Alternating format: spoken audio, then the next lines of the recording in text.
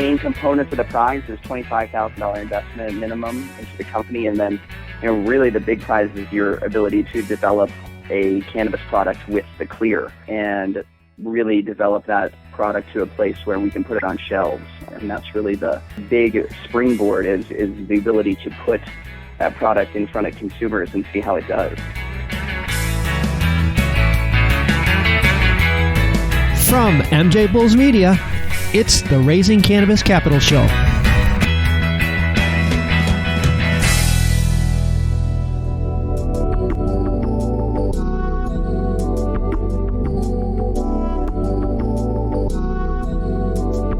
Today on Raising Cannabis Capital, we are joined by Rick Batenburg, the Chief Investment Officer at Cliintel Capital Management Group. Rick, welcome to the show. Thank you so much for having me. I really appreciate you having me. You guys have quite the illustrious group of investors and people on your show, so I'm really happy to be included. Well, I'm happy to finally have you on the show. We've had many of your portfolio companies on and other people within your organization, and I hear this over and over, how deeply involved you are in the industry. So that just gives me so much to talk about, but I'm really excited about an announcement that you have to make, but I'm going to hold off on that, and let's make sure that we wait until a little bit before we announce it, but it's a very exciting announcement. Let's start off by just telling our listeners who aren't familiar with Cliintel Capital Management Group what makes you different than some of the other VC companies out there. Sure. I try not to go right after the differences, if only just because I think that, like most venture capital firms, everybody's looking for a strategic advantage. For me, venture capital is putting together the people, ideas, and resources to create value where there was nothing, and being the kind of centralized ignition point to put and recognize potential value and then put those pieces together to kind of allow things to bud on their own, right? Mm-hmm. Our goal is to put the pieces together and allow those very talented human beings that really have ideas or resources or whatever it may be, and put those in an environment that allows them to grow together and really create something of value for the participants and anybody that's best in those deals. There's so many layers you have to go through that, I think naturally the more successful you are at raising money from a venture side, the more defensive you get around putting layers around yourself of vetting different companies. And I think that that's really doing ourselves a disservice. I think that there is some value in that kind of raw exposure to the CEOs and the people that are out there doing the business, because I can't tell you how many pitch meetings I've been in where somebody will start a pitch and by the end of the pitch meeting, they didn't even know what they really had or how to apply it or really how to go to market with it. And they just had a misconception of the value that they really had.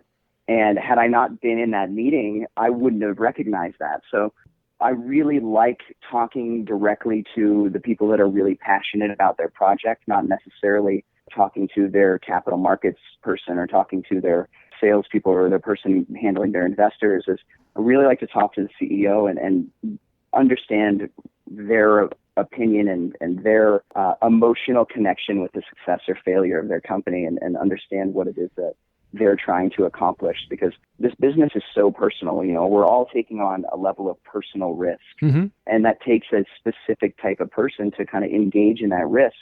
I'm a big believer that fortune favors the bold, so I want to meet the bold people that are trying to really push this industry and innovate. It goes back to what I said earlier, where you really have a hands-on approach to managing your portfolio companies, and I think this gives you a real-time sort of bird's-eye view of the industry. Have you uncovered any new cannabis investment opportunities as a result of the corona crisis that you can share with our listeners? Or it's interesting. I think that the coronavirus, it didn't stem any, call it, new opportunities. But what it did do is accelerate the cannabis's role, I think, in U.S. culture and just as an industry in general, that really had to rise to the occasion, pivoting and really understanding all of a sudden they could only do curbside, so they had to adapt. And cannabis is not like liquor where you can make it and store it very easily. The cannabis supply chain is a very active supply chain. Most dispensaries only carry about 7 days worth of inventory. So when there was a big run on the dispensaries, all of a sudden, everybody's got to respond.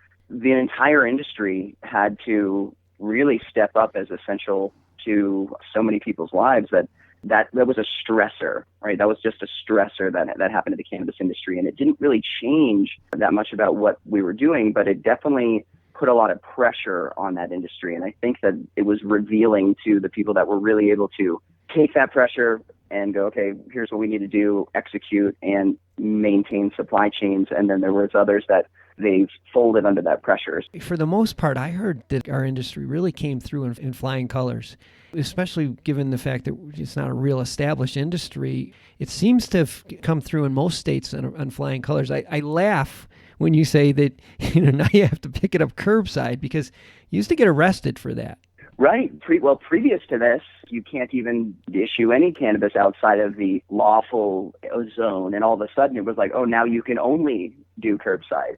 So that was a huge shift in process and procedure that while meanwhile you've got a run on the dispensaries that everyone's having to kind of adapt in real time. And you're absolutely correct, is that stressor is definitely revealing the ones that are going to make it and the ones that aren't going to make it. Have a little bit of a Bubba Gump situation here when all the hurricane came through and destroyed a lot of the shrimp boats. There's definitely going to be less competitors when we're all said and done here. I want to take a short break to play you a preview of our next episode and to thank our sponsors. We had record sales days where dispensaries were selling out, people were stocking up. We saw, an uptick anywhere from 13 to sometimes up to 200% increase in edible purchases.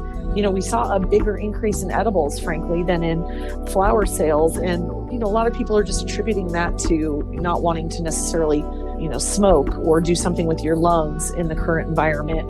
Tune in on Thursday to hear Jamie Pearson from the Bang Corporation. And now let's get back to today's show. Let's talk about the innovation pitch competition. Yes, absolutely. I'm super excited about this. We are offering a $25,000 investment into the Cannabis Innovation Prize. Two main components of the prize is $25,000 investment minimum into the company, and then really the big prize is your ability to develop a cannabis product with the clear and really develop that product to a place where we can put it on shelves. And that's really the big springboard, is the ability to put that product in front of consumers and see how it does. That's a huge regulatory barrier to entry for a lot of people that maybe have a great idea, but we're talking a couple $1 million before they were able to really develop that product and get it to market. And I'm really looking to accelerate that and put an opportunity in the hands of somebody who wouldn't normally have that opportunity. Yeah, so the winner gets $25,000. The winner gets to work with the clear and get their products on the shelves or through your distribution channels, which, that's like a home run. What type of companies would qualify or would be in this competition? I am going to leave this one wide open. Obviously, I think that THC innovation is something that's really been underserved from a development perspective, and partially it's just because of a very capital-restricted environment that we haven't seen the same type of capital being dumped into that type of development of those products. However, we're really open. If anybody's got something clever, they've got some good strategy, they've got a go-to-market strategy. The whole point is to put this in front of people who wouldn't normally have an opportunity to pitch or wouldn't normally have an opportunity to work with such a large distributors. So we're accepting 40 companies into this competition. There'll be 3 finalists selected that will pitch in front of venture capitalists, in front of journalists, and then the panel of judges is going to choose one of the 3 finalists and then present an award, and that'll be all done in real time. So we're really excited about the show that's going to go on. That's going to be really exciting. Yeah. We need more things like this because it is tough. You're bootstrapping it the whole time. It's nice to do this, and it gets startup companies thinking about more than just how do I make my next rent payment or how do I pay my next bill. I think this shows another example of your taking a leadership role in the industry. Well, thank you so much. I really hope that we're able to find some people that wouldn't otherwise have an opportunity to put their product in front of people that can really help them. Well, that philosophy I know has a lot to do with how successful you guys have been. And, we'll have all of your information and Cliintel Capital Management's information in the show notes and at MJBulls.com. And I also will have the link to the sign up for the $25,000 innovation pitch competition. So if anybody out there is thinking about this, just get the application in and see where it goes. I have a feeling that, nothing ventured, nothing gained. Put it out there and see what happens. Yep, we're trying to keep it really simple with the application process. We want to see as much as we can. We want to see all the people that are excited. And, obviously with the timing of everything, if we see something that we really like and we want to jump on, we're not going to hesitate to reach out. When you select a winner, let's get you guys both back on the show, because I'm sure our listeners will be anxious to see who ends up winning. Oh, absolutely. That'd be wonderful. Sounds good. Rick, thanks for being on the show today. Hey, thank you so much for having me. I really appreciate it. You've done a wonderful job putting this show together. It's really impressive, all the great guests you've put on. I've really enjoyed listening. It's a lot of fun to do this show, but I appreciate you saying that. Thanks again.